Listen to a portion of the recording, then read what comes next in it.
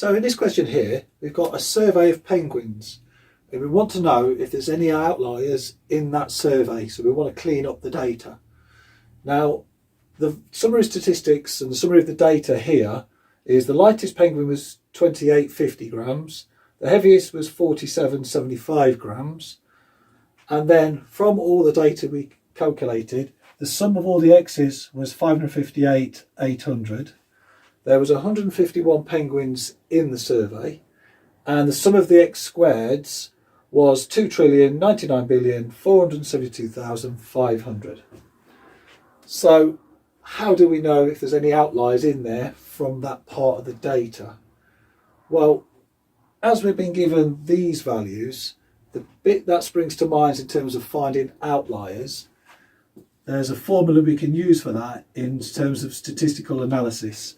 Outliers are in a range of mu, which is the mean, plus or minus 3 standard deviations. So that's kind of standard formula accepted in statistics. Now what we want to do is then calculate the mean and calculate 3 times sigma. So we need sigma. So that's the standard deviation. So calculate the mean from there. We've got the sum of the x's and we've got the n. So we could do that first. So the mean equals sum of the x's divided by n. So therefore we put those numbers in. 558,000 divided by 151.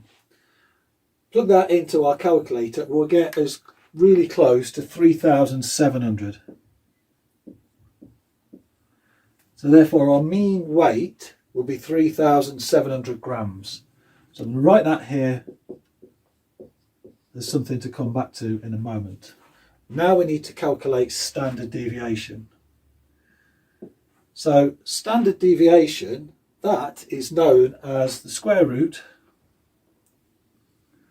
So give ourselves a bit of space here. The sum of the x squareds divided by n. I'll put capital N as that's what we're using. And then subtract by sum of the x's over n, which is our mean. And then we square that. So in general terms, if these calculations are correct, this number will always be, or this term, sorry, will always be bigger than this term. Otherwise we have a negative inside the square root, and that's not going to work for us. So now all we've got to do now is plug in our numbers.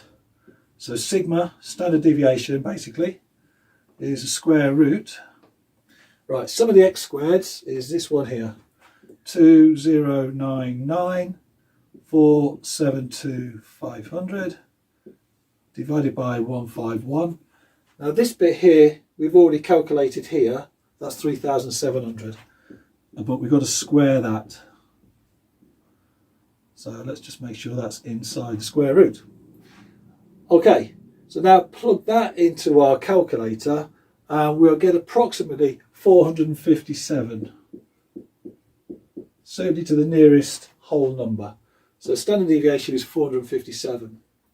So therefore from that, our outliers, let's write that down here. The range for our outliers equals the mean, which is 3,700,